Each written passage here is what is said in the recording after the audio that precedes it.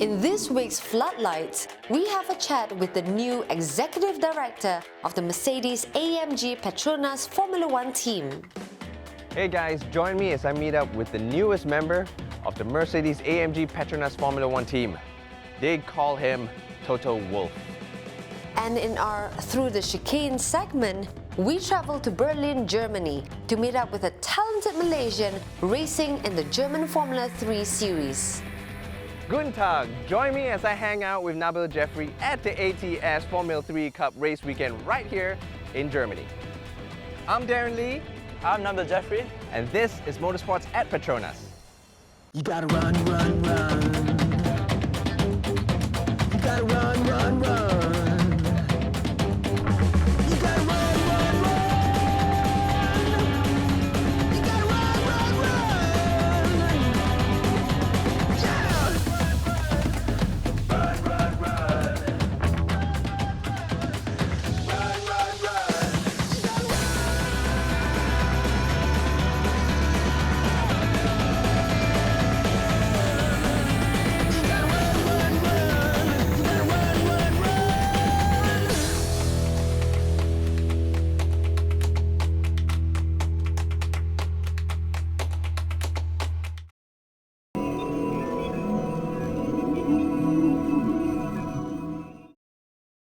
Torger Christian Wolff is no stranger to the motorsports fraternity. A former race car driver himself, he's the current Executive Director of Mercedes-AMG PETRONAS Formula One team.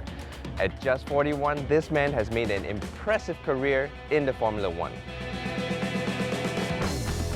Having started his career in motorsports in the Austrian Formula Ford Championship and German Formula Ford Series, Toto Wolff was a class winner at the 24 Hours Nürburgring in 1994. He has also competed in the FIA GT and GT1 series in Italy. After a short career as an amateur driver, he founded the investment company in 1998 and 2004. His links to Mercedes-Benz dates back to 2006, so it's just a natural transition for him to be at the helm of one of the fiercest Formula One teams in the world. Thank you so much for joining us, Mr. Wolff. First up, I think a lot of people would like to know, how did you get your start in motorsports industry? Well, thank you for having me. I started up in 1990, quite late. I was 18 years old, and I figured out I had all the ingredients to be a successful racing driver. So I bought myself a little touring car. Actually, I leased it. I figured out I could pay it from my pocket money. Leased it, went into the first race, imagining I would blow everybody away, and I ended up 21st in qualifying. So it was the first difficult experience. So it was 1990. All right, so that was your first experience into motorsports, Yeah. right? Now, did you jump onto the idea of working with Mercedes? Well, that was obviously 20 years later, more than 20 years later. I was involved in motorsports with Mercedes earlier on, being involved in the DTM program. And so I was quite close to Daimler and Mercedes-Benz. And then I was involved with another Formula One brand, Formula One team. And at the end of last year, I was approached by Mercedes and I've been asked the question. And I said yes. Well, we're very fortunate that you did say yes. Thank you very much. I am fortunate. Now, could you tell us a little bit about your day-to-day duties as the head of this F1 team, as well as Motorsports Director of Mercedes? Okay, in my duty as Mercedes Motorsports Director, I look after the worldwide motorsports program, which is from F3 engines over customer sports with our SLS, which is a very successful customer touring car, to DTM and Formula One, obviously. And I manage the budget and I look after the overall strategy of these programs. And as the managing director of the Formula One team, I'm involved in the business side of the racing team, the political side of the racing team, and I have a bit of an overlap in sporting areas with Ross. He's coming from the technical angle and I'm coming from the commercial angle. Well, speaking of Ross, Ross Brawn, yourself and Niki Lauda have never worked before. How's that partnership come along? Well, you know, Niki is a fellow Austrian, so I've known him for many years. Who cannot know Niki? And Ross I've known since a couple of years when I was involved with the other Formula One team. And now we've been working 6 months together and it's getting better and better all the time. Our ties are strong and we have a really good relationship with each other actually. Okay. So what are the 3 things that you want to accomplish for the team? The 3 things I want to accomplish for the teams are winning a first World Championship, winning a second World Championship and winning a third World Championship. Perfect answer.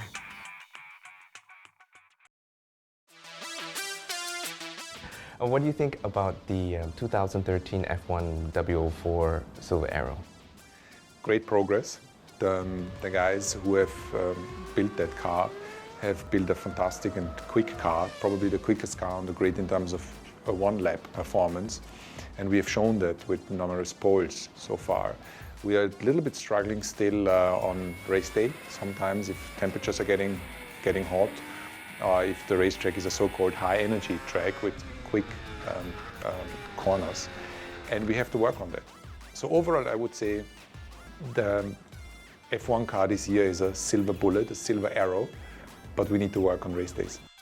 Okay. What about your the 2 drivers, your 2 new amazing partnerships, Nico and Lewis? Well, what can I say more? I think they are the best driver pairing in Formula One. We're very lucky in having 2 drivers who are extremely competitive, who are intelligent and nice guys. You know, we have no politics. They know each other for a long time. We have no nasty gambling or no nasty games between the 2 of them. And it's just what we need as a team. They keep pushing themselves. One weekend it's the one, the other weekend it's the other, and we are the beneficiary of this. Well, you know, you are relatively young, but you've accomplished so much and you've obviously had a very illustrious career. How do you do it? Well, you know, I don't think I've accomplished a lot so far because I'm from a skiing country and there was a very famous ski driver who was always beat in Olympic Games or in the World Championship. He had always had the fastest split time, but he never made it to the end. So I see myself probably midterm through my life, and I'd like to have the fastest overall time at the end and not midterm. Right, great. What would be a good year for Toto Wolff? A good year would be a year where my family stays healthy and happy.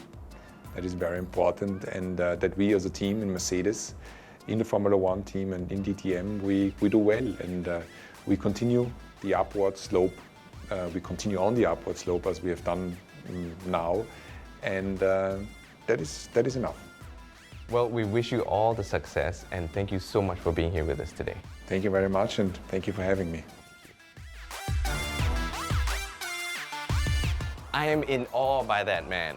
And as Dieter Zetscher, the head of Mercedes-Benz Cars and CEO of Daimler AG once said, Toto Wolff has proven himself as an investor, entrepreneur, and motorsports manager, demonstrating that this sport not only runs in his blood, but he also understands the financial necessities of this business.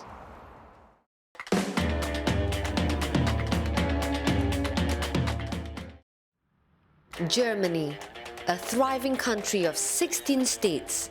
It has the largest and most powerful national economy in Europe. A country so rich in history and culture, it has 35 dialects in its language. It is also the home of Mercedes-Benz, a true testament to Germany and its leading technology in automotive industry. It's not a surprise then that 65% of its autobahn or highway has no speed limit. This is the home of the ATS Formula 3 Cup. And this is a very special year for us people because we have our very own Malaysian racer participating in the championship. He is none other than Nabil Jeffri, who is also part of the PETRONAS Talent Development Programme.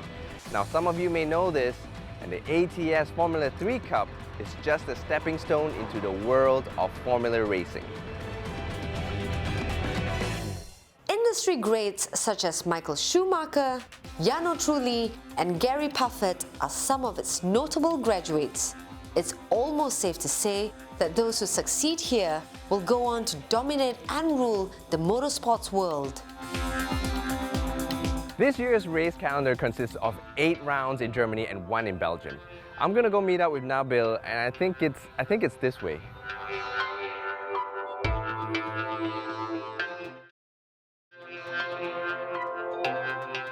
What's up, man? How you doing? Hey, man. How you doing? How you doing?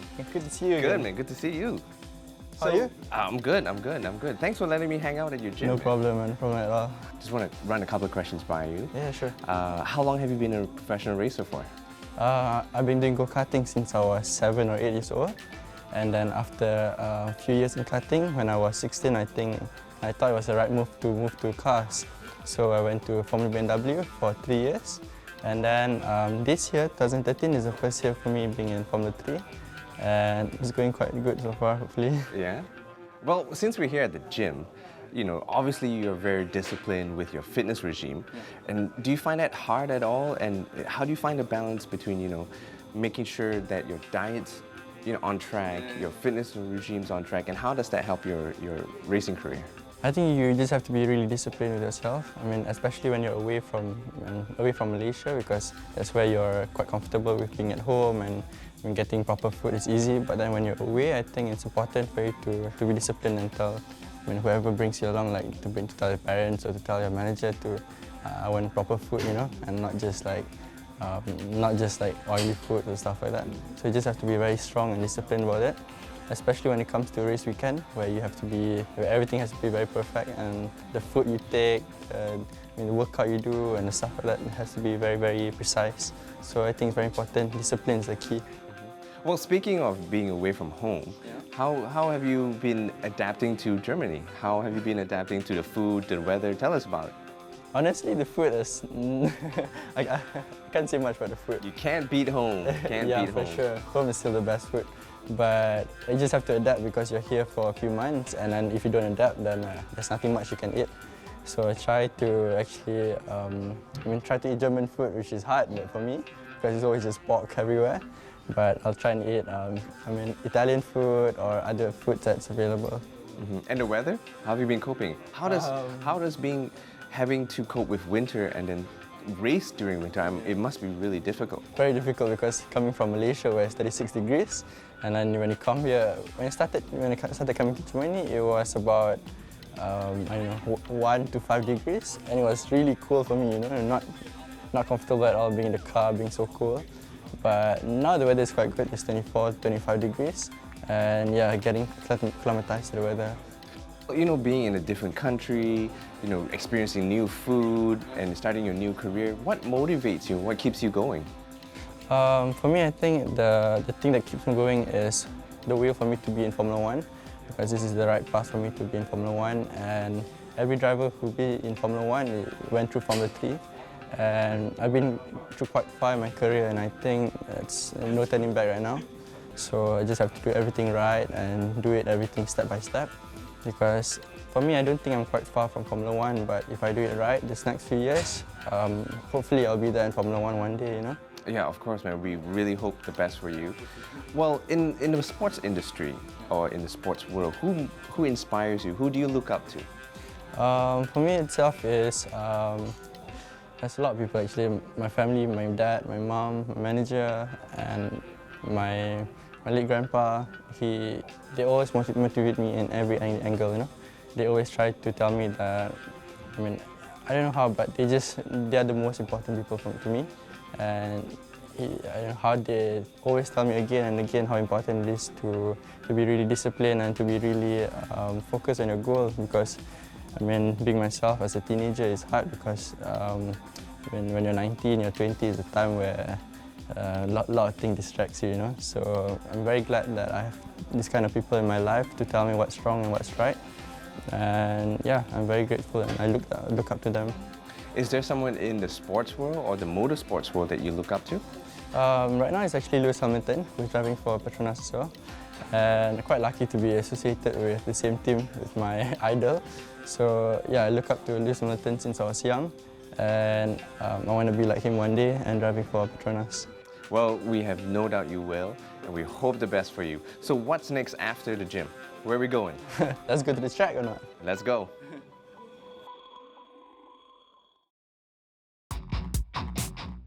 All right. So we're doing a track walk. Can you Yeah, give man. us a little background of what that is all about? What track walk is about, usually when you reach a new track, you usually go around and like, look at, check where you have to brake and stuff like that, and look at bumps and stuff like that. So yeah, when you go to a new track, usually what a driver does is that he'll look for new things at the track, find new things, whether if he's been there before, maybe something changes or what. And yeah, as a driver, you have to do a track walk. Well, it's basically about studying the track and Yeah, studying the analyzing the turns and everything else, Yeah, right? for sure. Because maybe when you've been there before, it changes from the past. So you just make a track walk to confirm that it still stays the same. Oh, okay, let's take it back to 2010. You were the youngest F1 test driver. Yep. How was that like? The feeling for me is still amazing, very amazing till today. And I still can't forget the moment where I stepped into the car, the Formula 1 car. Because, it's a kid's dream to be, everyone's dream to be in Formula 1, you know?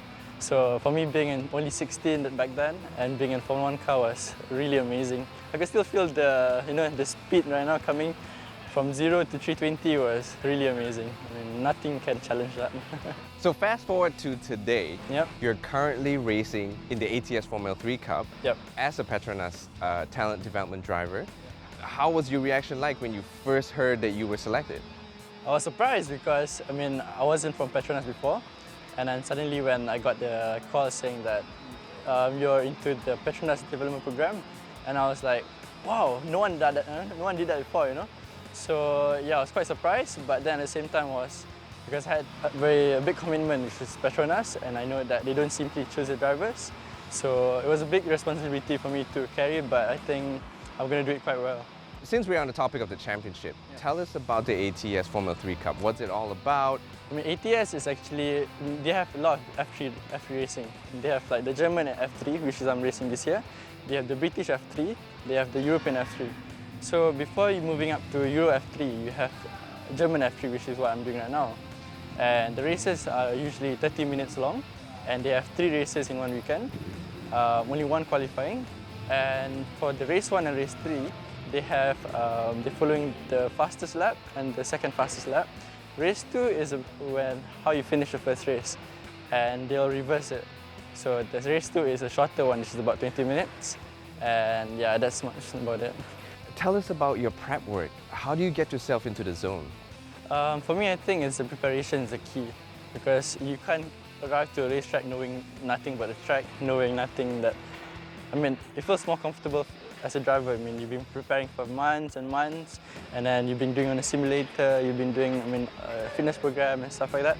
So you feel more confident reaching a racetrack knowing that you've been prepared, you know?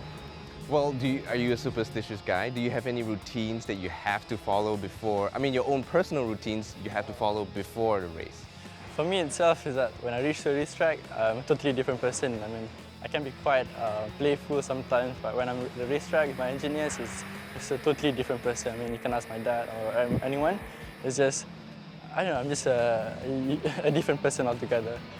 But it's a good thing because I'm more focused and because I'm here to do a job, not to play around. So yeah, I think that's about it. Well, okay, we wish you all the best, but before you go, before we finish this track walk, Yep. we got a little surprise for you, Oh, okay? I love surprises. This is something that we call the rapid fire Q&A. Okay, cool.